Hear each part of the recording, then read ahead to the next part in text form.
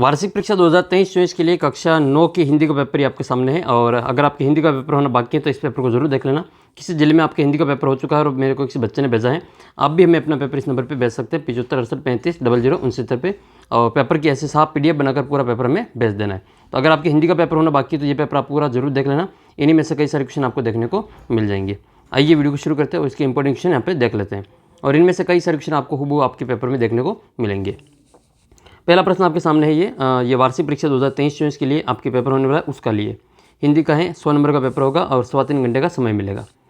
और PDF वगैरह के लिए आप हमारा ऐप डाउनलोड कर लेना या फिर हमारा जो व्हाट्सअप ग्रुप है उसको ज्वाइन कर लेना। इसकी PDF जो व्हाट्सअप पे भी डाल दूँगा। व्हाट्सअप ग्रुप का लिंक आपको नीचे डिस्क्रिप्शन बॉक्स में दे रखा है। संतुलन शब्द में आपको उपसर्ग बताना है, तो संतुलन शब्द में उपसर्ग क्या हो जाएगा? सम उपसर्ग हो जाएगा। राष्ट्रीय शब्द में कौन सा प्रत्यय है? तो राष्ट्रीय में राष्ट्र प्लस ई होता है, इसमें आपके ई प्रत्यय हो जाएगा। ये ई अ वाला आएगा, ये वाला राष्ट्रीय। नेक्स्ट पहले आपकी किसी शब्द के अंत में जुड़कर उसके अर्थ में परिवर्तन करने वाले प्रत्यय क्या कहलाते हैं? वो शब्दांश कहलाते हैं। तो इसका हम क्या करेंगे? शब्दांश करेंगे। आदर्श का आपको विलोम बताना, तो आदर्श का हो जाएगा आपके अनादर्श। क्या हो जाएगा? अनादर्श हो जाएगा। पुष्प पर अली मंडरा रहा है, इसमें आपको अली का मतलब बताना है। तो पक्षी, भौरा, तितली, मच्छर, तो इसका उत्तर क्या हो जाएगा? आपके भौरा हो जाएगा। नेक्स्ट है अब आपकी किताब का प्रश्न है ये, प्रेमचंद जी का जीवन कैसा था? दुखों से भरा, सुख से भरा, अभाव से भरा? तो इसका उत्तर आप कमेंट करके बताना है। कर्पण का विलोम आपको बता देना है। कर्पण, तो कर्पण का हो जाएगा आपके स्वार्थी। एक मिनट, इसको कर्पण का विलोम वापस देखते हैं। कर्पण मतलब होता है कंजूस और इसका मतलब होता है आपके दाता। ठीक है, ये आपके इसका उत्तर दाता हो जाएगा।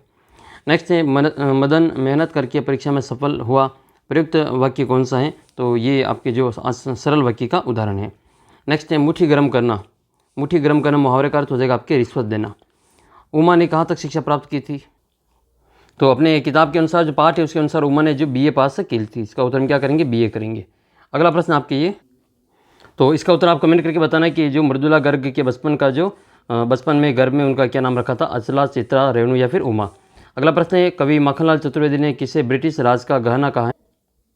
तो इसका उत्तर हो जाएगा आपके हथकड़ियों को जो ब्रिटिश राज का गहना कहा है। अगला प्रश्न है कि परसर्ग ने का प्रयोग किस कारक में होता है? अगला प्रश्न है उद्देश्य और उदय ये किसके अंग है? तो ये आपके वाक्य के अंग हैं। ये किसके अंग है? ये वाक्य के अंग हो जाएंगे। अगला प्रश्न फिर आपके, कवि रस खान का मूल नाम क्या था? तो रस खान जो था उसके बचपन का जो नाम या मूल नाम जो था वो आपके सैयद इब्राहिम था। फिर आपके नेक्स्ट क्वेश्चन है आपके क्वेश्चन नंबर इसका आगे वाला। अगला प्रश्न ये कि गोपाल प्रसाद विवाह को एक मानते थे। तो इसका उत्तर क्या करेंगे? गोपाल प्रसाद विवाह को एक बिजनेस मानते थे। एक कश्मीरी कवियत्री है, अब कश्मीरी कवियत्री के बारे में बताना है। तो इसका उत्तर हो जाएगा आपके कश्मीरी कवियत्री कौन है? जो प्रसिद्ध जो लल दद है वो आपके कश्मीरी जो कवियत्री हो जाएगी। अगला प्रश्न आपके ये है कि नेपाल तिब्बत मार्ग पर किलों में पहले कौन रहती थी? तो इसका उत्तर लिखेंगे हम चीनी पलटन रहा करती थी। इसका उत्तर क्या करेंगे? पहले चीनी पलटन रहा करती थी। फिर आपके अगला प्रश्न गद्यांश का, इस अपठित गद्यांश को पढ़ करके इसका उत्तर लिखना है। ये गद्यांश देख लेना, इसका स्क्रीनशॉट लेना या फिर इसका जो PDF है वो अपने व्हाट्सअप ग्रुप में मिल जाएगी, आप उसको वहाँ से प्राप्त कर लेना। चौथा प्रश्न वापस एक अपठित गद्यांश आएगा और इसको जो पढ़ करके उत्तर प्रश्नों के उत्तर देने हैं। फिर चौथे के बाद में आपका जो अगला प्रश्न आएगा क्वेश्चन नंबर 5। क्वेश्चन नंबर जो 5 है वो इस प्रकार से रहेगा। क्वेश्चन नंबर 5 आपकी किताब का है। किताब का क्वेश्चन देख लेते हैं इसमें कि प्रेमचंद को फोटो में उससे जूते देखकर लेखक क्या सोचने लगा? जब्बुनिसा कौन थी? वह माँ देवी से क्या मदद करती थी? कवि ने बच्चों का काम पर जाना धरती के एक बड़े हादसे के समान क्यों कहा? और इसके बाद में आपके गांठ खुल गई अब भ्रम की, लोगों का भ्रम क्या टूटा? और कविता के आधार पर लिखना है, मेघ गाय के आधार पर। भारत की सांस्कृतिक अस्मिता किस कारण नष्ट हो रही है? उपभोक्तावाद की संस्कृति के आधार पर आपको बताना है। शादी को बिजनेस समझने वाले से निपटने की जो रीढ़ की हड्डी एकांकी का क्या उपाय बताया? घुटने टेकना मुहावरे का अर्थ बताते हुए उसमें वाक्य का प्रयोग करना है। आपको बताना है एक मुहावरा 9 2 11 होना, उसका वाक्य में प्रयोग करना है। और एक आपके आंखों का तारा, इसका वाक्य में प्रयोग करके बताना है। फिर आपके निम्न का जो शब्दार्थ बताना है, बात और वात और अनिल और अनल। अनिल और अनल का जो वाक्य में प्रयोग करना है। इसके बाद में 13वां एजुकेशन आएगा, वो आपके एक गद्यांश आएगा आपकी किताब का, उसको पढ़ करके उत्तर देने हैं। पहला प्रश्न कि गांधी जी आनंद भवन में किस कारण आए? तो गांधी जी आनंद भवन में किस कारण आए? उसी बीच आनंद भवन में बापू आए और हम लोग तब अपने जेब खर्च में से हमेशा एक एक दो दो आने के लिए देश बचाते थे।